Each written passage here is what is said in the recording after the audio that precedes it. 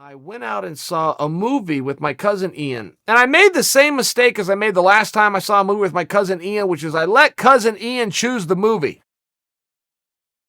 I remember last time we went and saw Holmes and Watson, the biggest piece of crap I have seen in a theater since Blues Brothers 2000, which represents the first and only movie I've ever got up and walked out of. This was just as bad, but I didn't get up and walk out. Okay, I'm talking about Holmes and Watson. Now, fast forward.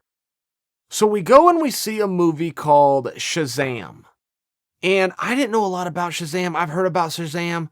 I got Shazam and Flash mixed up. And Flash wasn't a big thing when I was growing up either, but I knew what Flash was. He was fast. He'd get there in a flash. Flash and Shazam have a similar emblem and colors as to their superhero outfit, so I had the two confused. Really has nothing to do with the story, but I've got an open mind. I'm going to go in and see the movie. And this thing's tough for me to give you guys a thumbs up or a thumbs down. I could not in good faith tell you guys to go see this movie. On the other hand, I could not also objectively tell you that I didn't like it. It was just, for a superhero movie, they did their part. They did what they were supposed to do.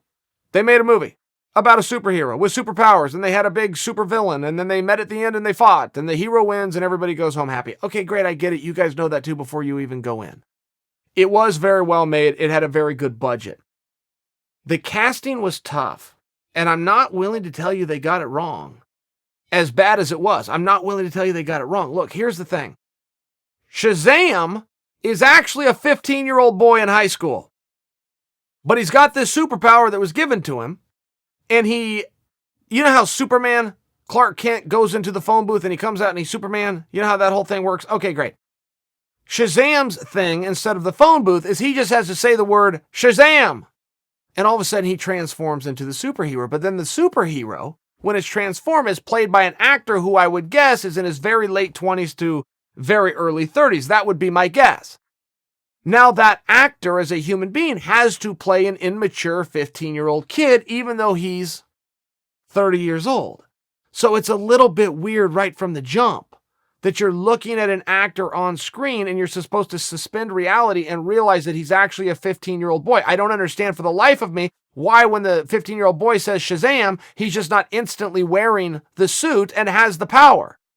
I don't know why they would replace him with a 30-year-old actor who's then playing the 15-year-old boy that only said Shazam. Why not do what Clark Kent did?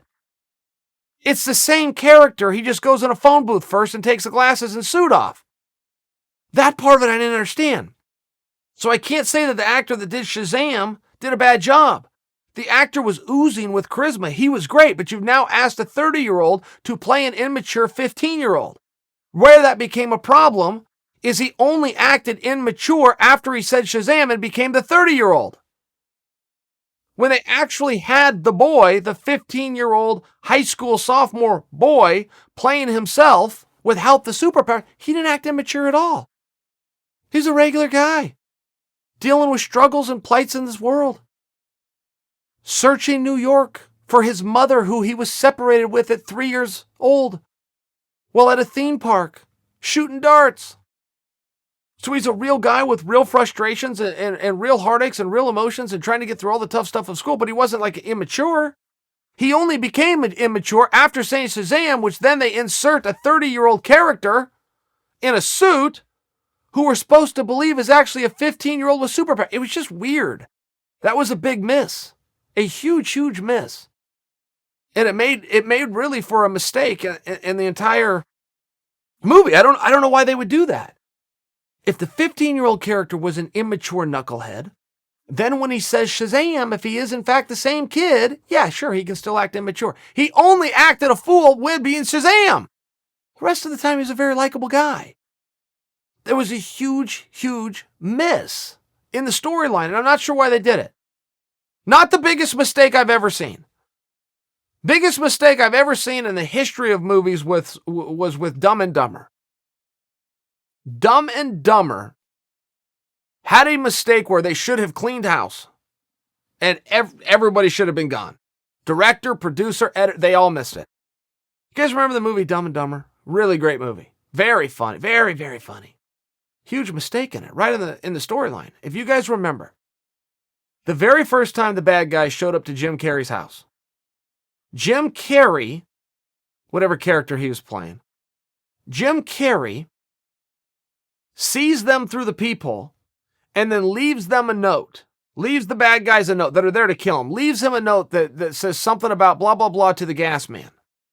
Now, what Jim Carrey was referring to at that time is he had not paid his gas bill, and he thought the gas company was showing up to his house to collect the debt and turn his gas off.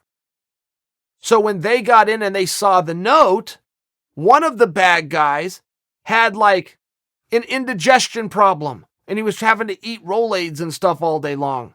And he says to his fellow accomplice bad lady, "This guy knows who we are. He's watching us. Look at this note. He refers to me as the gas man. He knows about my problem," as he like dumps a bunch of Rolaids into his mouth. So right then, even though he's wrong, right then the storyline is set that the bad guys think that Jim Carrey is onto them and knows who they are, to the point that he left them a note. Without any correction, 3 scenes later, the bad guy decides he's going to get in with Jim Carrey by hitchhiking on an intersection that Jim Carrey is going to be driving down. So he puts his thumb out, not in disguise, and Jim Carrey picks him up. That doesn't work. If you already rolled out for the audience that the bad guy believes that Jim Carrey knows who he is and has been watching him, you cannot 2 scenes later hitchhike without a disguise and successfully be picked up. It was a huge, huge mistake. Now that should have been corrected by the readers and ultimately on the editing room floor. Once everybody screwed up and missed it, they should have just cut that. They should have fixed it. He never needed to use the line, he knows who we are. He called me the gas man. You could have cut that out, fixed it real quick, movie goes on. Shazam isn't that same way. They didn't actually get something wrong. They didn't actually make a mistake that made it to the theater and then to the DVD shelf. It was just a miss. A mistake and a miss are different. It was a miss. It was a big miss that once he gets his superpowers and you insert a 30-year-old actor to play a 15-year-old, that is the only time that the 15-year-old acts like a fool and acts immature and wants to break it, wants to go to the convenience store and buy beer and do all of these. It didn't work. If it was a 15-year-old knucklehead, then when he puts on the suit, he's still that same knucklehead. That I would get. So that part was a little bit tough. The worst part of Shazam is when he was actually Shazam, because then you had to see this 30-year-old, and it didn't work. The rest of the movie, when he wasn't Shazam, it was fine. That is my take on that, and then I will move on to Game of Thrones. No spoiler alerts. I don't think I'm giving a spoiler alert because I trust all of you are watching Game of Thrones. But I will tell you my one takeaway is I regretted that I watched it. I regretted that I watched it because it ended with such a cliffhanger and I was so into it that then it hurts to have to wait a week, which I think is a tremendous compliment to Game of Thrones, right? It was so good that I was disappointed when it was over. So they did a great job there. I got to tell you, I'm not a huge TV guy, by the way. I know I talked to you guys about TV, but Sunday's my day. Sunday is, at my house, that's family day. Your cell phones are off. You spend it. So then we have some time. And once everybody goes to sleep, I got a little bit of time in the evening. Boom, I'm watching some TV, but it's a great day because right now you've got Game of Thrones. You've got Veep, which I'm convinced can solve the world's problems, by the way. You get people of all walks of life together. You have them watch Veep. They're going to pat each other on the back and shake hands on their way out. It's great. Veep is fun. But there's another show on called Barry. And Barry is brilliant and normally would not work for me. You cannot, in my opinion, ever, and I've never seen it happen before successfully, you cannot combine action and comedy. That is oil and water. It doesn't work. Barry made it work. I don't know what Barry is. It's a 30-minute show. 10 minutes of it is drama, 10 minutes of it is action, and 10 minutes of it is comedy. It is a perfect blend that never works, and they pulled it off.